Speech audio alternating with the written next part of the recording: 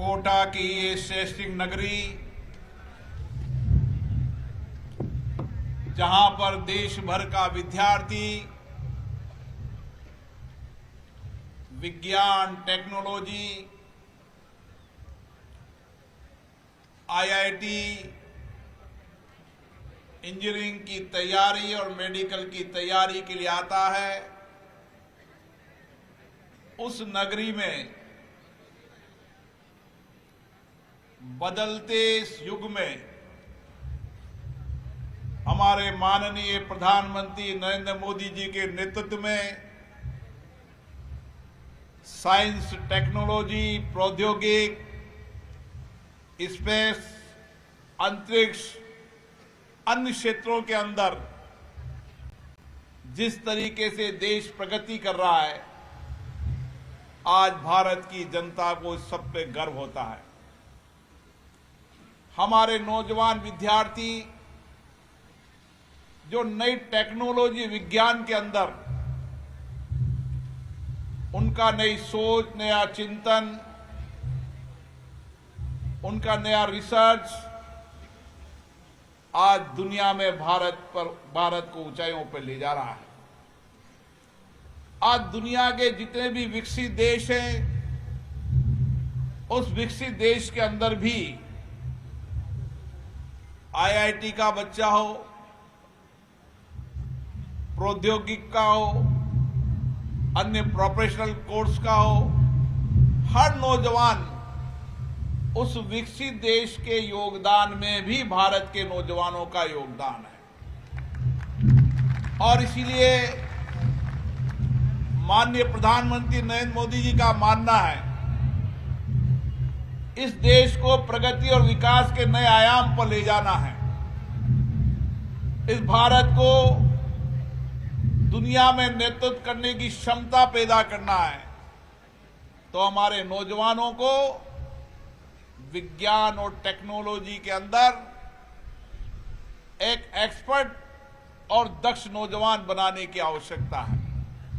और इसलिए आप देख रहे होंगे, इस 10 सालों के अंदर विज्ञान में हो, टेक्नोलॉजी में हो, अंतरिक्ष में हो, स्पेस में हो, जल में हो, थल में हो, नभ में हो, हर क्षेत्र के अंदर नए इनोवेशन हो रहे हैं। और नए इनोवेशन, नई टेक्नोलॉजी से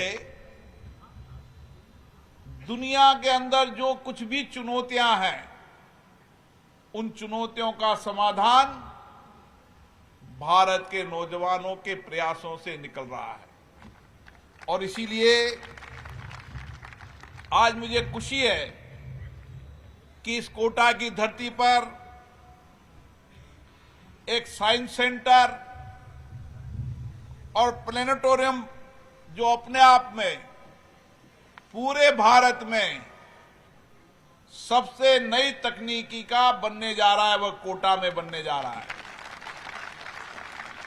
राजस्थान में तो है ही सही, लेकिन भारत के अंदर भी डिजिटल प्लेनेटोरियम बन रहा है, नई टेक्नोलॉजी का बन रहा है, वह कोटा की धरती पर बन रहा है।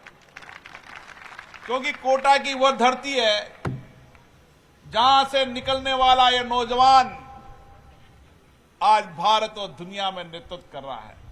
मुझे खुशी होती है जब मैं देश में भी जाता हूं और विदेश में भी जाता हूं। अब नौजवान बच्चा जब मुझे मिलता है, नौजवान मिलता है, तो वह कहता है कि मैंने कोटा से आईआईटी की थी, कोटा से मैंने डॉक्टरी की थी।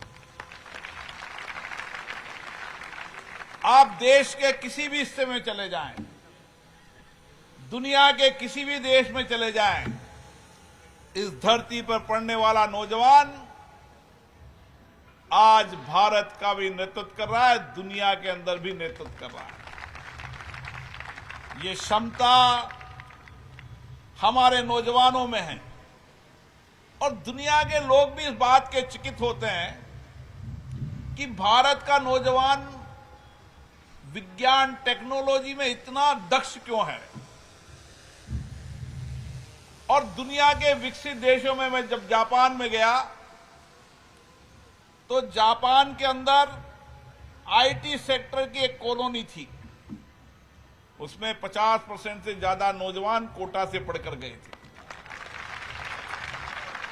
वहां के स्पीकर ने हमें कहा कि भारत के नौजवानों की क्या शख्सियत है कि हम दुनिया की टेक्नोलॉजी में सबसे आगे थे, लेकिन उस टेक्नोलॉजी का आज अगर नेतृत्व कर रहा है तो आपके देश का नौजवान नेतृत्व कर रहा है।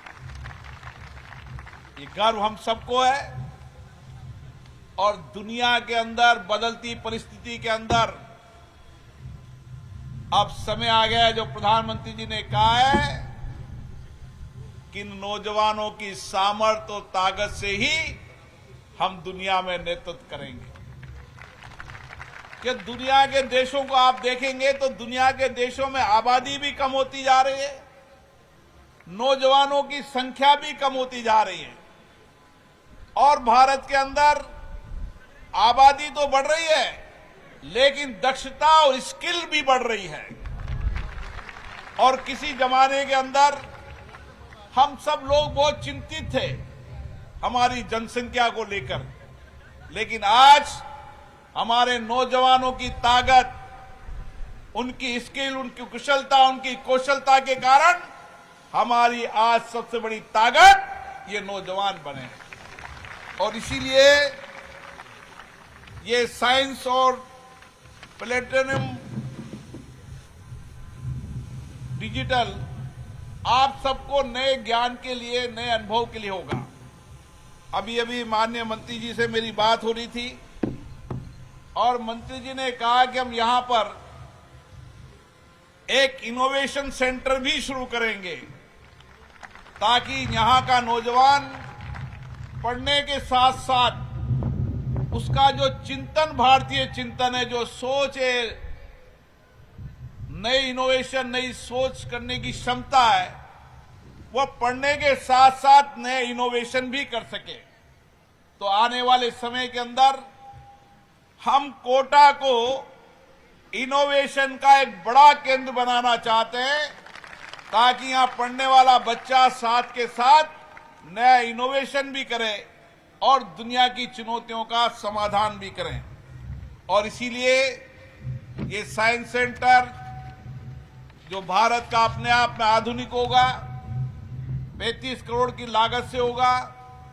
इसमें आप देखेंगे कि विभिन्न तरह के वैज्ञानिक दृष्टिकोण आपको नजर आएंगे।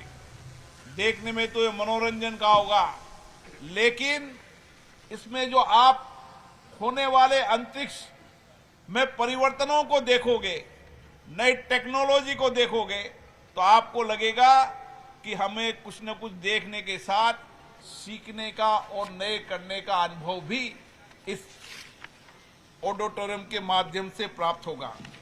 और इसीलिए मेरा मानना है कि आने वाले समय के अंदर हम इस कालखंड के अंदर कोटा को एक साइंस और टेक्नोलॉजी का केंद्र बना सके।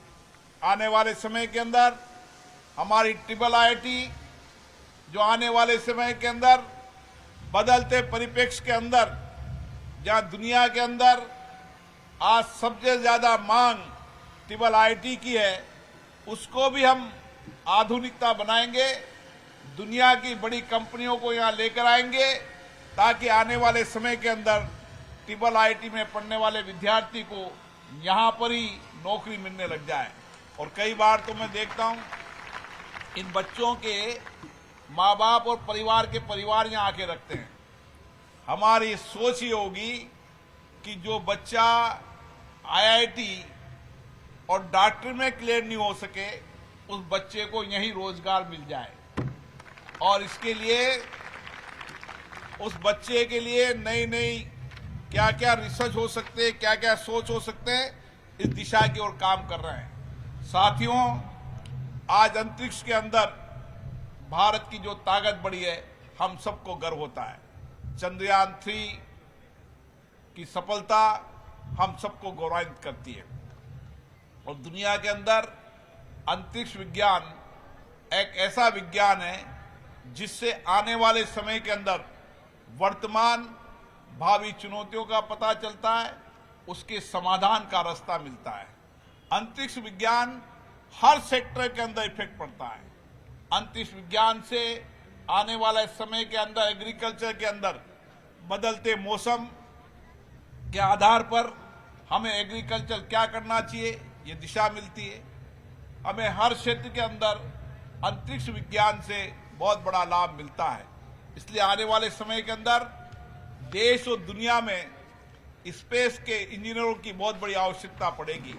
हमारी कोशिश होगी कि यहाँ पर उसका भी एक केंद्र खोला जाए, उसका अध्ययन शिक्षण प्रशिक्षण इस कोटा की धरती पर हो, ताकि हम नौजवानों को जो हमारे पास बहुत बड़ा मानव संसाधन है उसका ठीक से उपयोग कर सके। इस मौके पर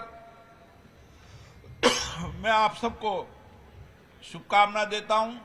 आप सबने इस सिटी पार्क को देखा है। आने वाले समय के अंदर ये सिटी पार्क आपके इनोवेशन का बड़ा केंद्र बनेगा। हम हर तरीके की टेक्नोलॉजी का यहाँ उपयोग करेंगे। दुनिया में बदलती टेक्नोलॉजी से हमारा नौजवान दक्ष हो, उसके लिए उसको उपयोगी संसाधन उपलब्ध हो, उसके लिए भी प्रयास करेंगे।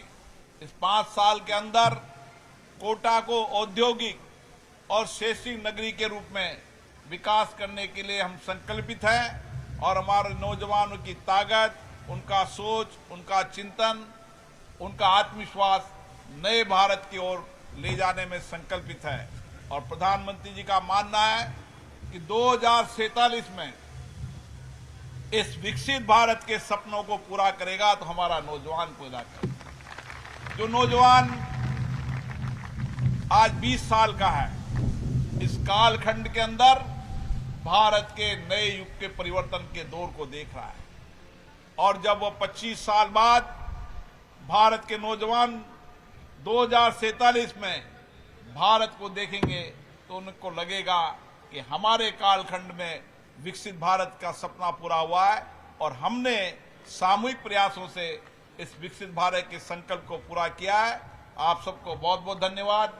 विशेष रूप से मैं माननीय मंत्री जी को बहुत बहुत साधुवाद देता हूं, जिन्होंने समय निकाला और जिनका सोच और चिंतन है कि हम पर्यावरण की दृष्टि से इस राजस्थान को एक नई दिशा देंगे, पर्यावरण टूरिज्म डेवलप करेंगे और पर्यावरण से देश और समाज का व्यक्ति जुड़े, उसके लिए राजस्थान एक मॉडल स्टेट होगा। उसके लिए उनके प्रयास भी सराहनीय है और निश्चित रूप से उनका नया सोच, नया चिंतन आने वाले समय के अंदर पर्यावरण को नई दिशा देगा। आप सभी को बहुत बहुत धन्यवाद। जय हिंद।